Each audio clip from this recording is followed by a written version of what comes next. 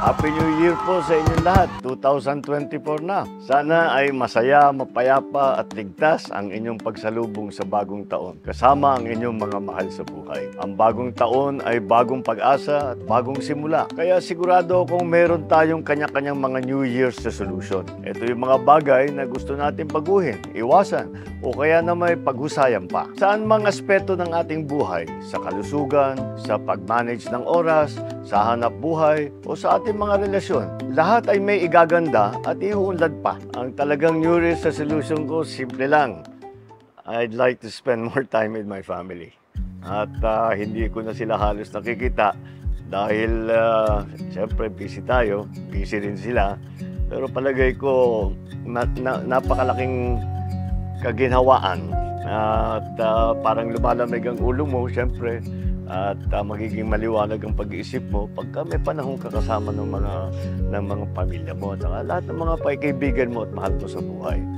Siyempre limitado yan, pero I would like to spend more time with my family.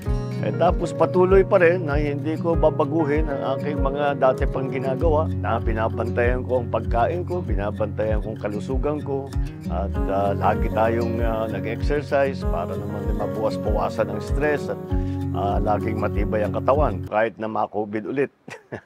Pero siyempre, nangingibabaw sa ating New Year's resolution ang mga mithiin natin sa bayan dahil marami pang kailangan gawin, marami pang kailangan pagandahin at marami pang kailangan ayusin para naman tuloy-tuloy ang pagsulong natin tungo sa isang bagong Pilipinas.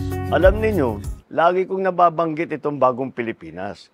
Ngunit hindi ko pa lubos na naipapakilala sa inyong lahat kung ano ito. Kaya bibigyan ko kayo ng kaunting patikim dahil naaangkop ang usaping New Year's resolution sa ilang konsepto ng bagong Pilipinas.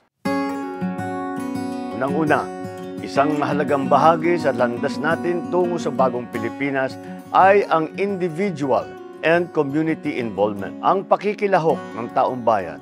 Ang pakikilahok ng bawat isa, ang bawat barangay, pamilya o individual ay tinatawag ng maging bahagi ng pagbabago. Lahat naman ay may magagawa, lahat naman ay maiaambag, lahat ay kabilang. Bukod sa pamahalaan, nasisiguruhin natin magtatrabaho ng puspusan. Ang bagong Pilipinas ay mararating natin sa pamamagitan ng mga bagong Pilipino. Kaya't ang bawat New Year's resolution na ating isinusulat o ipinapangako ay may mas malalim na kahulugan, may mas mabigat na implikasyon at epekto. Halimbawa na lang, huwag na natin isipin yung masyadong malalaking New Year's resolution. Simulan lang natin sa sarili natin, sa mga pamilya natin. Una-una, huwag na tayong malate sa trabaho.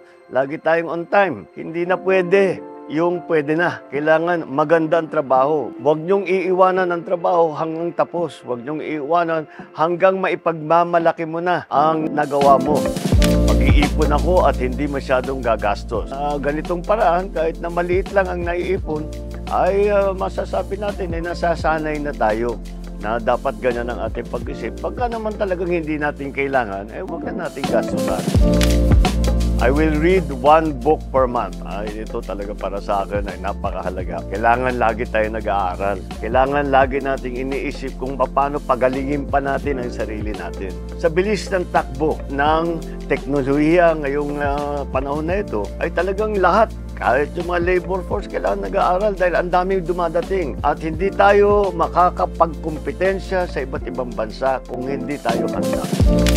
Magiging mas presentable na ako sa trabaho. Pagandahin siyempre, ang unang pagagandahin mo ang sarili mo. Meron ako natanggap na napakagandang payo. Sabi, ang unahin mo sa paggising mo ay ligpitin mo yung kama mo. Ganun lang kasimple. Tapos simulan mo sa ganun, tapos ligpitin mo yung gamit mo. Maging maayos ang pagbihis mo. Magsipilyo ka at maligo ka na mabuti. Maliliit lang na bagay. Ngunit pag pinagsama-sama mo, mas gumaling ka bilang isang trabahador, mas gumaling ka bilang isang ama, mas magaling ka bilang isang wage earner at na provider para sa iyong pamilya.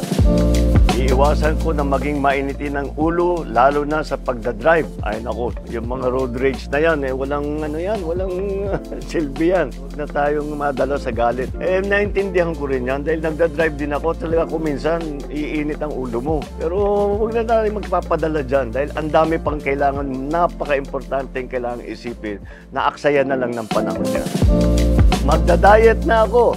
Sinabi namang diet, hindi naman sinasabi na bawasan mo yung kinakain mo. Gandahan mo lang ang pagpili ng kinakain mo. Dahil, una, mas makakatulong yan sa kalusugan. At pag ikaw ay malusog, magandang trabaho mo. Kapag ikaw malusog, ay maliwanag ang pag-isip mo. Kapag ikaw ay malusog, marami kang magagawa na hindi mo magagawa kung may sakit ka.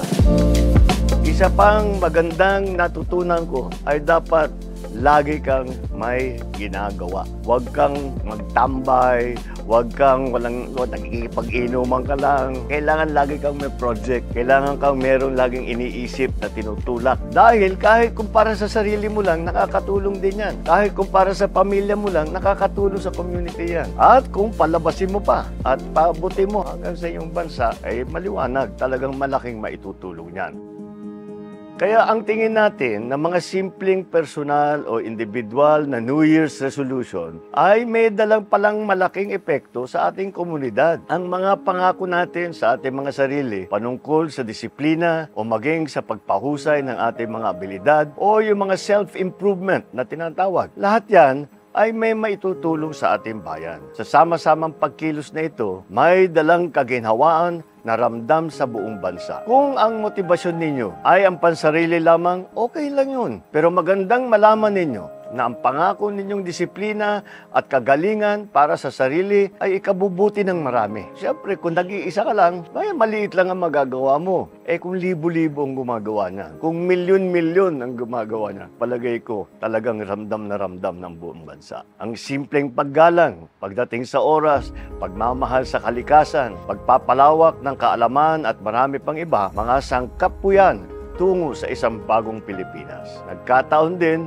na ngayon araw ay Community Development Day, isang paalala sa kahalagahan ng pagpaganda at pagpapaunlad ng ating mga komunidad. Sa mga susunod na linggo ay lalo nyo pang maunawaan at mararamdaman ang ibig sabihin ng bagong Pilipinas. Papaigtingin natin ang paghihikayat sa lahat ng maging bahagi ng pagpapaganda ng ating barangay, syudad, probinsya, at ng buong bansa dahil walang bagong Pilipinas kung walang bagong Pilipino. Maligayang bagong taon.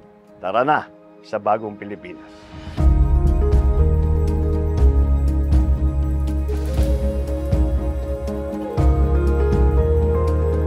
Hi guys, once again, thanks for watching our dad's vlogs. If you want to see more, remember to share, like, and subscribe.